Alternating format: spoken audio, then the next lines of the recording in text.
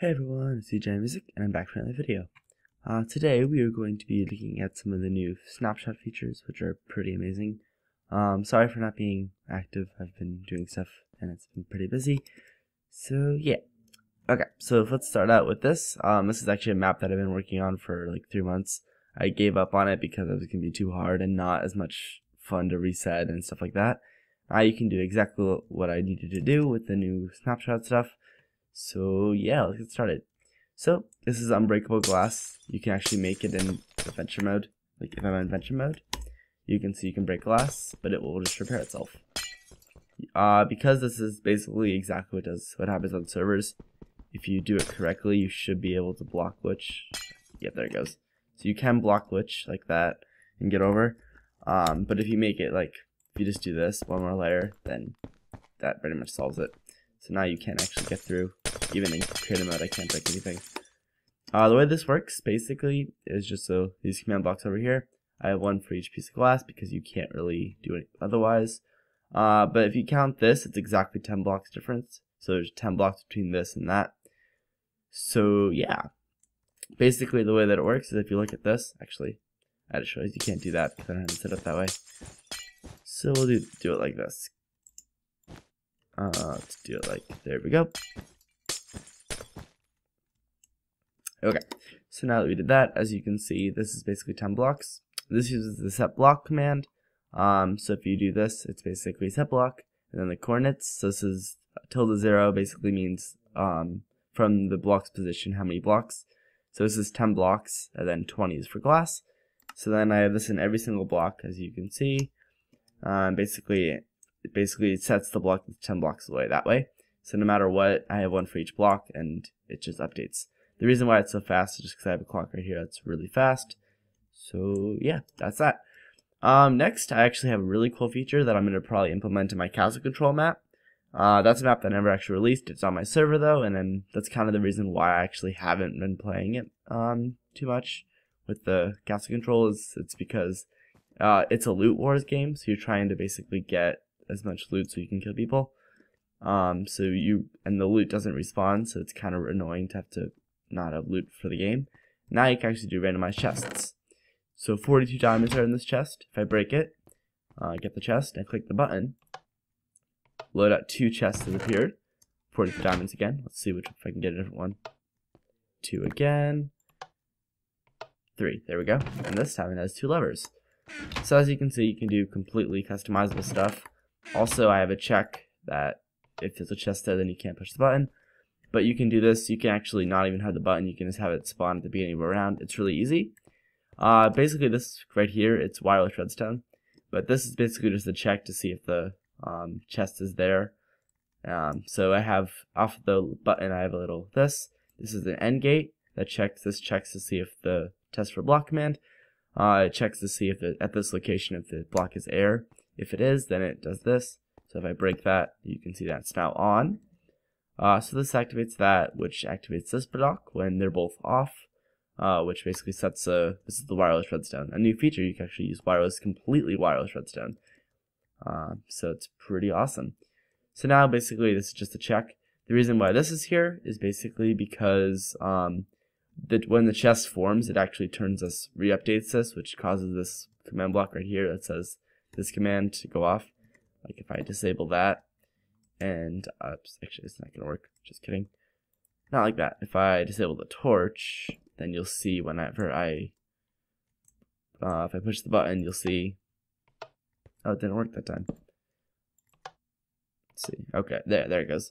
So it says load out one of them. There isn't a chest in the location. Yeah, there is, because I just spawned it. So I just have this little thing that disables it over here by clicking that. Oops, right there, just kidding. Okay.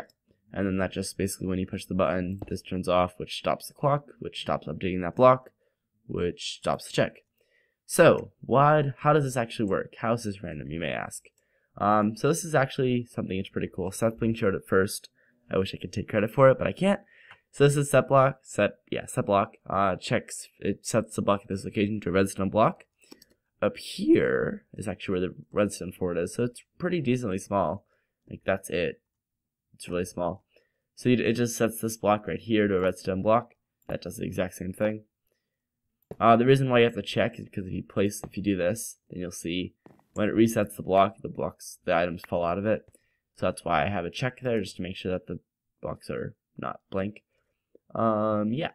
So that's that. Basically, it just sets the block here. And once that does, this actually deactivates this.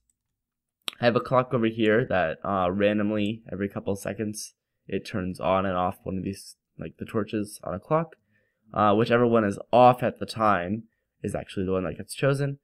Then this guy keeps it on. So if I keep this guy powered, I should do like this. If I keep it like powered, you actually see what those turn on and off, which is what makes it work. So let's do this.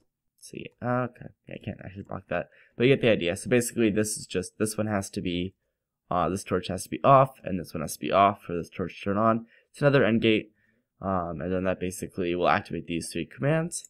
So the first one, this one actually sets the chest. So it basically sets the block. If I go to the very beginning, it sets the block at this location to the chest, to a chest basically. You actually can use, you don't have to use the chest ID, you can actually type chest now, which is nice. You can do 0, I think that's the actual block data value, which can be 0. You just have to have it. And then the mode, which is replace. So this is replace, and then that basically replaces the block there. There's also keep, and there's remove, I think is the other one. Or, yeah. But then you can just replace, and then you basically have the chest stuff. I believe if you put a comma after each of these, like in the IDs, if you put a comma right here, then type the next one like that, I believe it'll work. I haven't tried it yet, but that just seems to be the format. Mojang is supposed to be releasing a guide to that, so that'll be good. So yeah, it's really exciting. So basically, just it sets the chest to this. 262 is arrows, I believe. Yeah, it's arrows. So that's arrows. It sets the count to 31, and you can probably set enchantments and stuff. But again, I don't know that much. I just kind of played around with a little bit to figure it out, and that's really cool. So each one of these actually has a different one. This one sets it to this one's diamonds, I believe. Yeah. Then this one is levers, 2 levers. So yep, that's pretty cool. Over here we have, let's say, loadout 1. You don't actually have to do this. It's just kind of for visual purposes. And then set block air. The block right here, this is what actually removes the block, so it turns back off. That just basically makes it so that it doesn't spam, because like if you put a block here, it'll spam, as you can see in the chat. So you have to put it there, and it just has to be something that powers it, like you can use the redstone torch too. But yeah, so it's pretty cool. Let's see, I believe, wow, it's a lot of blocks. So that's what happens if you have a block there. But yeah, you'll be able to do completely random chests. You can actually make random chests for like a Hunger Games map. If you have like specific areas, you can place them around and then wire up some command blocks to fill them. So no more having to use a plugin. Basically, plugins are not needed. It's kind of awesome. As soon as I get into writing plugins, they're not needed anymore. But I've never been a fan of Bucket just because like it's so much easier to use regular vanilla. And vanilla, I mean, Bucket has problems when it comes to the coding anyway, that I've always hated. So it's kind of nice to just use vanilla, and now you'll be able to set blocks, you'll be able to remove things, you'll be able to remove buildings that you're using for a map, hint hint. And yeah, it's pretty cool. So yeah, I'm going to be uploading a couple more videos soon. I have them all recorded. Some Portal 2 is coming. Some Game Dev Tycoon with Lualdu is also coming. And then I have a couple new games like Burnout should be starting to record soon. But yep, that's pretty much it. Leave a like and a comment if this helped you. If you guys want some other tutorials, then I will definitely upload them. If you have any questions, leave them in the comments, and I'll see you guys all later. Bye!